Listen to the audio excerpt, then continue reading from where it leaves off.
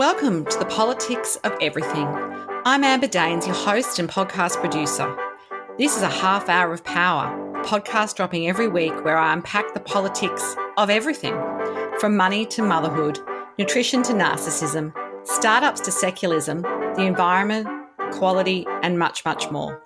Our guests are seasoned in the field or topic of their choice, even if you've not heard of them yet. This is a non-partisan show. So while I love exploring varied views and get a buzz from a healthy debate of ideas, this is not a purely blue, white, green program. Please subscribe, tune in and enjoy the politics of everything.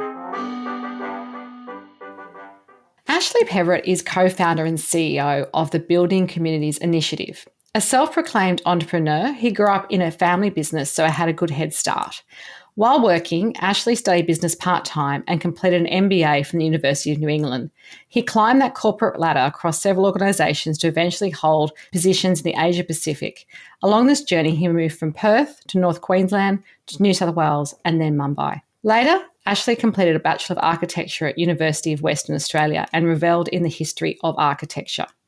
In a new career cycle, Ashley was known as a talented designer working for the most part in repeat business or referral from existing clients.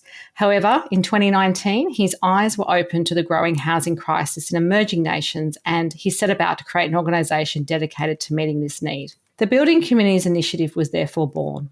Ashley used global professional networks to bring together a group of multidisciplinary consultants who shared his passion for this cause. After 2 years of research and development, they had a design and construction model which could construct a community of 5,000 quality affordable homes in under 6 months and within a cost that meets the expectations of these governments. BCI are about to commence their first project in India using this technology and are in negotiations with several countries to construct hundreds of communities within the next 5 years. The initiative's long-term vision is to drive construction costs to the bare minimum and to create financial instruments which will enable 1 million of the world's poorest people every year to own their own home. And so very fittingly, today, Ashley is here to discuss the politics of affordable housing. Welcome. Thank you very much. Thanks for allowing me to be interviewed. No, it's such an interesting topic and you've had a very interesting career. So what did young Ashley want it to be when he grew up and did you kind of get there? Well, I guess, I grew up in a family business environment. So there was no 9 to 5. It was 7 days a week talking about business, thinking about business. And I guess, I saw that and it was really mapped out for me. But then in my 20s, I thought, well, I really want to go and do something on my own, be independent. And that's when I got the job in Cairns. And it was great to not just have a new job, but move to a new city and sort of have that life experience. I was quite impatient, though, where I wanted to go. And I probably every couple of years, I was kind of changing jobs or getting a promotion or something. But that end game, I guess, was that Asia Pacific role. Particularly moving to Sydney, everybody's like, oh, well, you've got to have a national role, then you've got an Asia Pacific role, and then you come back and be a consultant. And so the path that's well trodden, I'd say. The path that's well trodden, yes. But I think that Asia Pacific role was just amazing. I would spend 10 days a month on the road from, I'd fly into India, somewhere in the middle, end up in Japan. What a great life experience that was. And particularly living in Mumbai, I really didn't want an expat life there as much as it sounded appealing in the beginning. I thought, here I am in this amazing country. Why hang out with a bunch of expats and, live that life when I can have a more down-to-earth life? So that was certainly my goal. Absolutely. So back in 2008, what happened that changed your life path? And I guess what did that experience show you about reinventing yourself? Yes, well, it was certainly an interesting time. I remember in the office watching the meltdown on TV and immediately became concerned about my future there in India. It took about 18 months until I lost my job. And for a while there, I thought, I might survive it. But, expats are expensive overheads, particularly in developing countries. And so we tend to be quite expendable. I guess the unfortunate thing was my visa was linked to my job. And I only had a few months. And then I had to leave. My visa ran out. So for me, my career was my identity. and Like a lot then, of people, I think, particularly in yeah. that sort of, I guess, in your 20s and maybe early 30s and so forth, it is very much linked to everything that you think about yourself. Yeah, I think so. And I think I had this amazing job, all that international travel. I was opening all the new offices. So every time I went there, everyone was excited to see me and things. And it was a bit all consuming. And so I lost my job. And then as a result, I lost my home. And I had a relationship there which didn't really transition into coming back to Australia. So I lost my whole identity. It was completely devastating, actually. Looking back, it was the best thing that could have happened to me. But at the time, it was a bit like having my throat cut, really. I can imagine. But you did reinvent yourself. You went back, you studied, you kind of got into a new career cycle.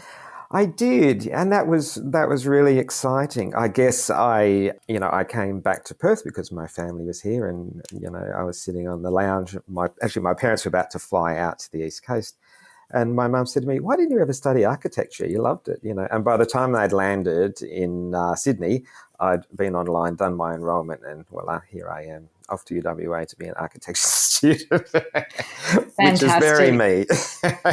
That sounds like you found your feet. So, looking at what you do now, the Building Communities Initiative, or BCI, was born with a mandate to use innovation and technology to build quality, self-sustaining communities in collaboration with the citizens of the emerging nations where you are doing these builds. Mm. And obviously, you had to start a dialogue with governments and private developers across Africa and India to really understand, I guess, what the key performance indicators would look like. It must have been a very steep learning curve. Can you tell us a little bit about those early days and what was involved? Yeah, look, it was really interesting because I met someone from Ghana and they were telling me about the housing shortage, and I thought, wow, this is, having worked and lived overseas, I thought this is really, really something that needs to be addressed. And I guess I put a bit of a search out to see who else was out there who might like to sort of join me on this journey. And I met some really interesting people around the world who kind of What kinds of people were you reaching out to? Obviously, you had a network, but what sort of skills and I guess abilities and interests were you looking for? I looked for multidisciplinary consultants, legal, accounting, architecture, engineering, you name it, as if you were putting a whole organization together. And I actually did it on the Upworks platform. And so I really just reached out to anybody who kind of saw themselves as earning $150, $200 an hour, because I thought, well, they're the sort of caliber people that that I really needed. And then I said to them, okay, now you've got to come and work for free. And then, anybody who didn't fit that, well, then that was not the right thing. But, it happened and we got there. And I think we were very fortunate that 3 months after that idea, we got to attend the Australia Africa Business Beyond Borders conference. And I guess that really got us on the right path because we could then go and meet with leaders of different countries and get a feeling for what we had to achieve. So. Absolutely. So, how has this particular initiative been rolled out in a way that might be different to people listening who might think about, traditional aid organisations who build housing, whether that be temporary or permanent in developing nations, or even other government sort of offerings to these nations? What was the gap that you really were filling? Well, I think a lot of aid organisations are focused on temporary housing, things that they can do quickly, but not necessarily providing a long-term community, because a long-term community costs huge amounts of money, billions of dollars, because of roads, infrastructure, all of those things. It's a different animal, And in country, there's a lot of smaller players who use traditional construction methods, which are slow, not that high quality. And so we really reverse engineer the problem. So we said, okay, here's the problem, mass housing. This is what we need to do. How are we going to do it? And really for 18 months, we didn't know if we could. It was, basically all hands on deck, engineering, looking at how we could possibly do it. And it was only really at the end of the 18 months when we really knew we could hit those numbers and achieve it, because we knew, there were some pretty big numbers. To build 200,000 homes is about $8.5 billion. So to try and hit those numbers, it took a bit. Yeah, you're a bit kind of of very work. ambitious. And I think that's the one thing that really struck me when I read about what you were trying to do is there's a great need. I mean, you mentioned that there's a shortfall of housing of more than 100 million homes needed across Africa and India alone. And I'm sure I can't necessarily build them all, but there's a massive need. So how did you prioritize even where you were going to start? Well, I think because that initial contact came from Africa and from Ghana, I guess it kind of opened the doors up there. Now we're working Ghana and Zimbabwe. We've got people in the ground in quite a lot of other countries sort of pulling things together. I had a very good network in India as well, so we opened an office in Bangalore. But I think, we had a lot of really great corporate partners, really got on board and supported us in the beginning. And that really helped us, grow the supply chain, I guess. And when you start with such economies of scale, when you go to the market and say, I want a million of something, or, people get on board and take notice. So I think Absolutely. You're that was really serious. a You mean driver. business. We mean business and we mean big business. And so when you talk to really huge companies, we can potentially be a significant part of their business. Absolutely. No, it's a great opportunity for them, I guess, as well. Changing tack a little bit, the never ending story of Australia's rising house prices, particularly in where I am in East Coast Australia, like Sydney and Melbourne and even Hobart, have grown phenomenally during COVID lockdown times, which might be a bit unbelievable to people overseas. We're talking 30-40% valuation increases in that short period. And I live in a regional area these days, and that's even had its own little boom. What is your view of the danger of that? Because you're working with, I guess, some of the most vulnerable communities in the world, and, they would love to have any kind of housing, but we're in a really different bubble here where it's, how do we make that accessible? Because there are people here who can never afford a home and barely can afford the rent. To me, it's seen as a human right, but unfortunately, it's become much more of an asset class for investors here. What's your perspective on that? And is there any sort of ideas you have on how we might actually address that within our own borders? It's interesting. Well, I might first touch on the international market where we work. We are able to keep construction costs low, and a lot of the people who are getting these homes are government employees funded by government. So real wages there relative to inflation pretty much stays in check, and our pricing stays pretty much the same. In Australia, it's a very much a different animal. It's market driven. It's not cost driven.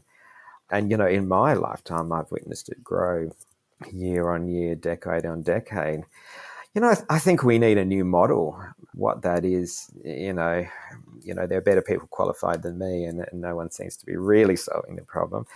But, through problems come innovation. And, I'm really hopeful that out there's some young people coming along who will, I guess, collectively group together with those people and find a different solution. But it's supply and demand, unfortunately. Absolutely. And I know inflation's, not necessarily the major cause of our current sort of housing boom or never ending housing boom. I think every time we say we're in a boom, we seem to be in another boom. So, what do you think's propping up the market in your view? And, affordability is obviously a big issue. Apartment living might not necessarily be the answer in the dense cities. It's particularly because a lot of people spend a lot of time at home. They can't really have, 3 kids in a 2-bedroom apartment if you're there all day, every day. So do you have any solutions? I guess what I'm looking at, is there any link between what you're offering in some of the nations you're operating in and what we can do here across the, I guess, a very vast nation like Australia? Yes, I guess. Well, firstly, in terms of a human rights issue, I mean, we certainly see housing internationally as a human rights issue. Our long-term goal is to take a big chunk of our organisation and make it a not-for-profit organisation. And I guess partner with somebody like World Bank or big financial institutions that will enable the poorest people in the world to own their own home, because they're kind of the missing gap. Domestically, it's difficult, and you touched on apartment living, which is a really interesting story, because traditionally these big mass housing developments don't work. We see the problems in America in the 70s. We've seen it around Australia. When you take a whole lot of people in the same demographic and you put them into big high-rise buildings, often you're taking people out of one ghetto and making a newer one, which is maybe not even better. So, that's fraught with danger as well. But as I said, we need more stock to get to the market. And I know that creates urban sprawl, but infill is still costing too much money. All it's done is recondition people to live in smaller places. But, in a city, Sydney, Melbourne, everyone's just got conditioned into living tiny apartments and still paying millions of dollars for them. Absolutely. No, I think you're right. We're out for some new thinking around that. Yeah, and it needs to expand. I mean, but the problem is we are still expanding. The urban sprawl is incredible. But as I said, we need some innovation. We need someone to get serious about it and come up with a solution for the generations of the people who just can't afford their own home. Absolutely. And won't be able to. And I think, like you mentioned, that the sprawl issue is an issue in itself, because if you don't have fantastic transport networks or you can't work from home some of the week, it becomes about quality of life as well as, I guess, affordability and other aspects as well. I don't think spending 4 hours a day in your car commuting is viable for most people. And after pretty much 2 years of lockdowns, I think a lot of people have reassessed their values and thought to themselves, well, I actually don't really want to do that anymore. Yeah, I think so. And I think families are probably the hardest hit. For single people, yes, you can go from that 100 square metre apartment to that 70 square metre to the whatever. And if you still want to live in the, in the eastern suburbs and things, you can compromise and change your lifestyle to do that. But if you want to raise a family, it's more and more difficult. Much more complicated. Perhaps working from home is, we've been through some big shifts there. So maybe people can live further out of the cities and still have a good job. Yeah, absolutely. No, I think there's a lot at stake there. But housing, really, at the end of the day, I think everyone should have, a house or some stability in their housing, whether they're renting or so forth. And I guess, unlike overseas, we don't have rent-controlled apartments even. So I think that's a big challenge for big cities here long term when, you have so many investors. Maybe it's their second, third, fourth property and, they can sort of ask what they want, but flip side is they can sell it at any time. So you don't have that stability in your basic everyday. Yes. And, particularly in West Australia, I mean, trying to rent an apartment here is just almost an impossibility. So that in itself creates problems. It's bad enough trying to buy your own home, but if you can't even get a home to rent, that's just terrible. Absolutely. No, there's a lot to be addressed there. So a little bit more about you. Who have been your greatest mentors? Are there one or two that stand out? And what made them have such an impact in your life and your career? I think throughout my career, there's always been a mentor who helped me get to the next level. I'm really goal focused, and I think, in that journey, the right people have always come along at the right time to do that. But I think there's something about the Australian spirit too. When you look around, there are just so many inspiring people. I remember going to the Hugh Jackman concert, and in the interview he talks about a bit, and he talked about when he was asked to host the Oscars, and they rang up and said, Hugh, can you host the Oscars? And he said, sure, I'll give it a go. And I thought, amazing. That's the Australian spirit, isn't it? It's like, yeah, why not? Give it a crack. Give it a crack. And I definitely have that attitude in my life and the things that we do. I always think, well, why not me? Why not Australia? Why not Perth? And here we are. And why not Ashley, right? Why not me? Exactly. So there you go. So if you could choose a favourite book, film or song, what would it be and why? This is quite funny that I have always really loved that 1980s film Working Girl with Melanie Griffith. Oh, yep. Okay. And I've probably watched it, 100 times. But I just found her tenacity and the way she went out of the box to achieve what she did. Nothing got in her way. And her ultimate success was very inspiring, apart from the fact that it was such a funny and entertaining film with a great cast. It's just one of those films from the day I saw it. I just really, really loved it. Yeah, we always have those films that we can go back to and they kind of transport us back in time to how we felt the first time we watched it, I think. Yeah, absolutely. But it was definitely her tenacity. It was just incredible. So that was great. As we wrap up our conversation today, what would be your final takeaway message for everyone listening on the politics of affordable housing? Yes, it's a good question. I think affordable housing requires a long-term strategy, be it internationally or domestically. And politicians are interested in change that they can affect within their term of government. So one does not serve the other very well. So I think we need to rethink that. There needs to be a long-term strategy. And, really as an organisation, that's what drives us. Yeah, it's complicated. Absolutely. Well, it's been an absolute pleasure to chat to you today and get to know a little bit more about you and also what your organisation, Building Communities Initiative, does. If you do want to reach out to Ashley, there will be some details on the show notes. Until next time, keep well. Thanks so much for listening today. If you've enjoyed the politics of everything, I thrive on your feedback. So please add a short review and share the podcast with your network through Apple, Spotify, and all the usual suspects. I'm always on the hunt for new and diverse guests, so if you or someone you know has a fresh idea you're busting to get out there, please email me at amber@amberdanes.com and my crew will get back to you very soon.